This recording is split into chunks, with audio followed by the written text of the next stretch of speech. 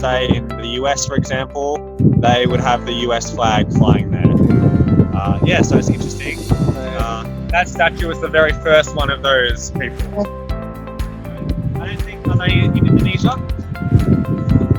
Nah, there's no magpies in Indonesia. Yeah, so magpies in Australia are sort of pests. So that means that 4P means you're at a park there for 4 hours. The meter means that there's a meter where you have to pay. So you're going to have to pay if you want to park here. The Australian and New Zealand troops landed at a place called Dudley in Turkey. Talent?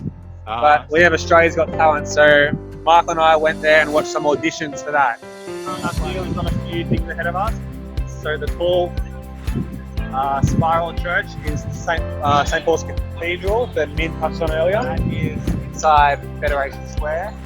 So that has a lot of film festivals, and it's quite an interesting thing to look at. A lot of different kind of films. I've been there once or twice, and yeah, it's quite interesting. But she hasn't won the Australian Open yet. So I think the last Australian Open winner was, I think, in 1975. So what do people in Melbourne do for fun in their spare time? What do they do for fun? There's a lot of different things. So if you're into sports, there's a lot of, that's one of the great things about Australia is there's a lot of space for sports. So most people need cars. So to take the train to Sydney, then you still wouldn't have a car. So people would probably prefer to pay the couple $100s to fly to Sydney and kind of just get that over with, rather than take all the time to take the train there. Come down here. Can you graffiti on Flinders Street as well, the station? Sorry, what was that? Can you graffiti at Flinders Street Station as well? We got some graffiti from the show. No, definitely not. So there's some areas which are like heritage listed. So that's a thing where it's seen as important to the culture of the city. What's the significance of the statues of Gog and Magog in the building? It's interesting.